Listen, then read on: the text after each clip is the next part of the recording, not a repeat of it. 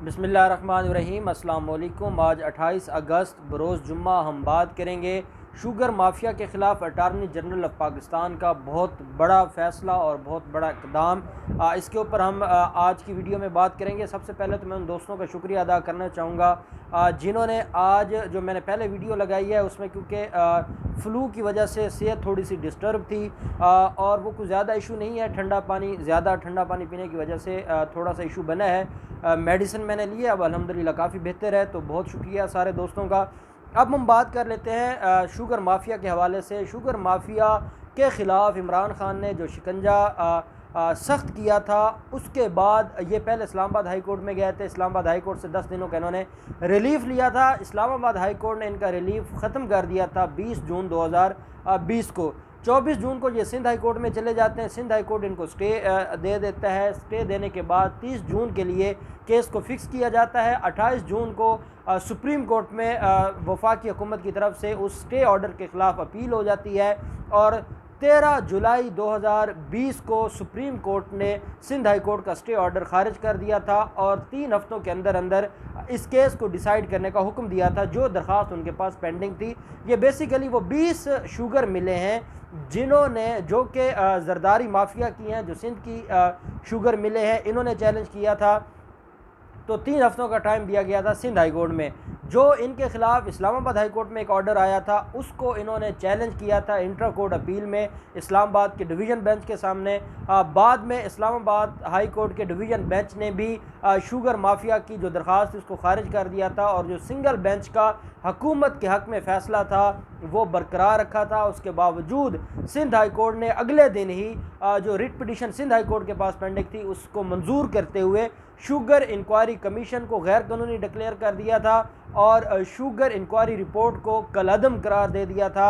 जिसके बाद बहुत ज़्यादा डिस्कशन शुरू हो गई थी। कुछ लोगों ने यह कहा था कि इमरान खान की जो मेहनत थी 2 माह जिस इशू के ऊपर लगाया गया है, वाजिद ज़िया ने जो मेहनत की थी वो सारी की सारी उसके ऊपर पानी फिर गया। लेकिन मैंने आपको एक बात बताई थी कि 2 अदालतें हैं, दोनों कॉन्स्टिट्यूशनल फोरम हैं, दोनों हायर कोर्ट्स हैं। एक हायर कोर्ट ने 2 दफ़ा एक वर्डिक्ट दिया है हुकूमत के हक़ में और दूसरी हाई कोर्ट ने 1 दफ़ा हुकूमत के ख़िलाफ़ वर्डिक्ट दिया है। तो क्योंकि इंट्रा कोर्ट अपील भी डिसाइड हो चुकी है और इंट्रा कोर्ट अपील हक़ में है जो वफाकी हुकूमत के, इसलिए जो सिंगल बेंच का फ़ैसला था सिंध हाई कोर्ट का, या जो सिंपल रिट पिटीशन में फ़ैसला था जो सिंध हाई कोर्ट का, वो ख़त्म हो जाता है और इंट्रा कोर्ट अपील का फ़ैसला बरकरार रहता है।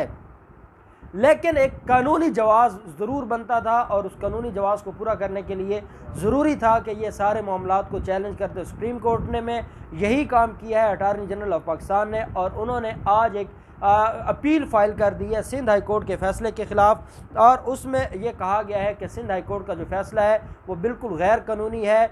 जो इस केस के और शुगर इंक्वायरी से रिलेटेड जितने मामलात हैं उनको बिल्कुल पस पुश्त डालकर ये फ़ैसला दिया गया है। इसलिए इस फ़ैसले को कलअदम करार दिया जाए और कानून के मुताबिक जो शुगर इंक्वायरी कमीशन बनाया गया था, जिसके ऊपर इस्लामाबाद हाई कोर्ट 2 दफ़ा अपना वर्डिक्ट दे चुकी है, इस मामले में जो इस्लामाबाद हाई कोर्ट के फ़ैसला जाते हैं उनको बरकरार रखा जाए और सिंध हाई कोर्ट के फ़ैसले को कलअदम करार दिया जाए।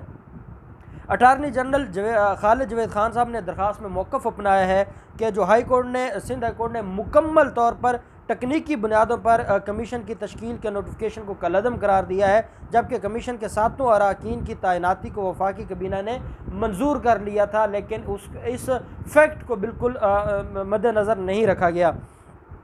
दरख्वास्त में मौक़िफ़ इख्तियार किया गया है कि किसी शुगर मैन्युफैक्चर ने कमीशन की कार्रवाई की मालूमात ना होने का दावा किया ना कर सकता है, जिसके लिए पाकिस्तान शुगर मिल एसोसिएशन से मुकम्मल तौर पर रब्ता था और पाकिस्तान मिल्स एसोसिएशन से मिलकर और उनके जो असिस्टेंस है उसके साथ ही ये सारे के सारे मामलात को देखा गया था। दरख्वास्त में यह भी कहा गया कि सिंध हाई कोर्ट ने मुकम्मल तौर पर कानून और हक़ की गलती की और पूरी तरह से बिला जवाब मफरूज़े पर चैलेंज के तहत हुक्म की जो बुनियादें रखी हैं उनकी कोई अहमियत नहीं है और इस हुक्म को सेटिसाइड किया जाए और इसको कलअदम करार दिया जाए।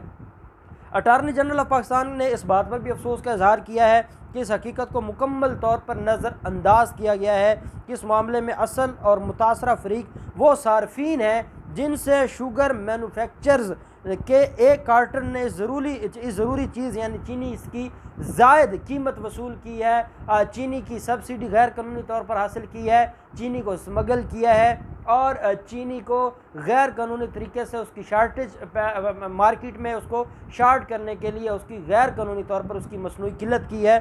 तो ये कहा गया है कि जो असल इसमें एग्रीव्ड थे वो सार्फिन हैं, वो लोग हैं जो इस्तेमाल करते हैं, वो पाकिस्तानी हैं, लेकिन उनके हकूक़ को बिल्कुल जो मद्देनज़र नहीं रखा गया सिंध हाई कोर्ट की तरफ से। साथ दरख्वास्त में ये भी कहा गया है कि सार्फिन के साथ साथ गन्ने के जो हज़ारों काश्तकार हैं वो भी इसमें मुतासरा थे, जो सरकारी रेट हुआ करते थे उसके ऊपर ये गन्ना नहीं लेते थे, ये गन्ने के काश्तकारों को जलील करते थे।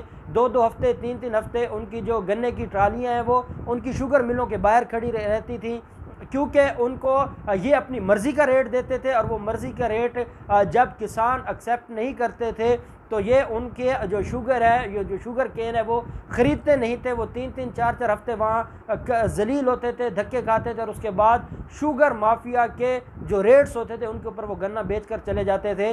तो अटारनी जनरल ऑफ पाकिस्तान ने कहा है कि जनाब ये वफाकी हुकूमत के ख़िलाफ़ फ़ैसला नहीं है, ये इमरान खान के ख़िलाफ़ फ़ैसला नहीं है, ये जो चीनी के सार्फिन हैं, शुगर के सार्फिन हैं, उनके ख़िलाफ़ फ़ैसला है। ये शुगर के जो काश्तकार हैं, शुगर केन के गन्ने के, ये उनके ख़िलाफ़ फ़ैसला है और उनके जो बुनियादी फंडामेंटल राइट्स हैं उनको डिस्टर्ब किया गया है और उनको इन्फ्रिंज किया गया है, इसलिए इस आर्डर को खारिज किया जाए और कलअदम करार दिया जाए।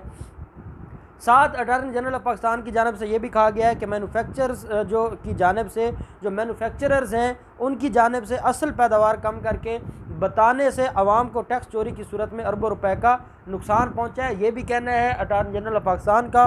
उन्होंने कहा है कि जो असल पैदावार थी वो इन्होंने नहीं बताई, ये छुपाई है और उस बुनियाद पर इन्होंने अरबों रुपए के सब्सिडी हासिल की है और सब्सिडी हासिल करके इन्होंने अवाम को अरबों रुपए का नुकसान पहुंचाया है। पिटीशन में अटारनी जनरल ऑफ पाकिस्तान ने मौक़िफ़ अपनाया है कि सिंध हाई कोर्ट ने कमीशन में तैनातियों के साथ जो फैक्ट फाइंडिंग रिपोर्ट को कलअदम करार दे दिया है, जिसमें कोई जुर्माना आयद नहीं किया गया था, वो सिर्फ एक पीस ऑफ एविडेंस था और उसके बाद इनके खिलाफ इंक्वायरी और इन्वेस्टिगेशन दोबारा से शुरू होनी थी, केसेस को देखा जाना था, इनके खिलाफ अभी केसेस बनने थे, अभी इनको सज़ाएं होनी थी। इस शुगर इंक्वायरी रिपोर्ट में उनके खिलाफ कोई ऐसा इकदाम नहीं था कि जिसकी बुनियाद पर यह कहा जाए कि उनके खिलाफ कोई कार्रवाई होने लगी थी। ना ही कोई जुर्माना हुआ है और ना इस नतीजे में अपनी तरफ से कोई मुखालिफ कार्रवाई की गई थी, लेकिन उसके बावजूद सिंध हाई कोर्ट ने जो इनको रिलीफ दिया है वो गैर कानूनी है, वो गैर आइनी है और उसको खारिज किया जाना चाहिए।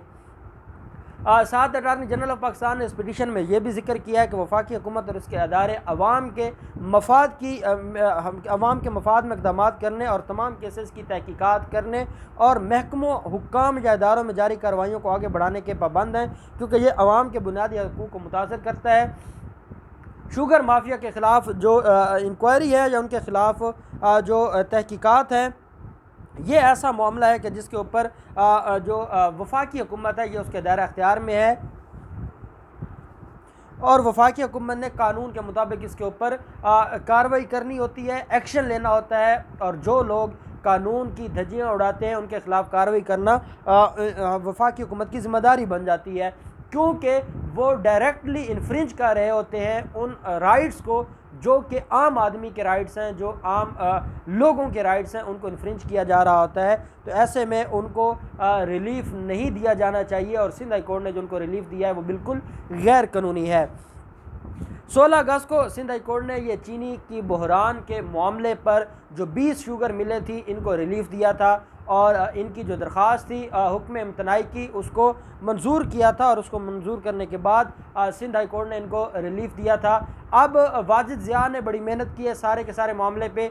वाजिद ज़िया ने तहकीक शुरू की, वाजिद ज़िया ने इंक्वायरी कमीशन बनाया, वाजिद ज़िया ने सारा जो कलेक्शन ऑफ एविडेंस है वो की है, वाजिद ज़िया ने सारे मामलात को देखा है। उसके बाद ये मैं समझता हूँ पाकिस्तान की तारीख़ का पहला कमीशन था जो मुकम्मल वक्त में जो टाइम दिया गया था विद इन टाइम वो सारी कलेक्शन ऑफ एविडेंस करता है, वो इंक्वायरी करता है, वो रिपोर्ट लेकर आता है और ये हुकूमत पाकिस्तान का पहला इक़दाम था पिछले कई सालों में और कई हुकूमतों में कि कोई इंक्वायरी रिपोर्ट टाइम पर पब्लिक की जाती है और उसके ऊपर कार्रवाई का फ़ैसला किया जाता है। और मैंने आपको बताया था 11 रुकनी टीम बन चुकी है वाजिद ज़िया की सरबराही में FIA की, जिन्होंने कार्रवाई करनी है, और बाकी जो नैब की टीम है वो भी इसके ऊपर काम कर रही है। जो मुख्तलिफ फ्रॉड किए गए हैं, कॉरपोरेट फ्रॉड है, उसके ऊपर SCCP की टीमें काम कर रही हैं, FBR की टीमें काम कर रही हैं। मुझे यह लगता है कि जैसे सिंध हाई कोर्ट का स्टे ऑर्डर खारिज किया था सुप्रीम कोर्ट में ने, अब सुप्रीम कोर्ट इनके इस फैसले को कलअदम करार देगी। अटारनी जनरल ऑफ पाकिस्तान ने बड़ी डिटेल एक पिटिशन तैयार की है, और अटारनी जनरल ऑफ पाकिस्तान ने पहले इन केसेस को बड़े अच्छी तरीके से प्लीड किया है इस्लामाबाद हाई कोर्ट में, और अब अटारनी जनरल ऑफ पाकिस्तान पूरे पाकिस्तानियों की आवाज़ बनकर सुप्रीम कोर्ट में इस केस को प्लीड करेंगे। जो भी डेवलपमेंट होगी हम आपके साथ शेयर करते रहेंगे। अल्लाह पाक पाकिस्तान का हामी नासिर हो। बहुत शुक्रिया। अल्लाह हाफिज़। पाकिस्तान जिंदाबाद।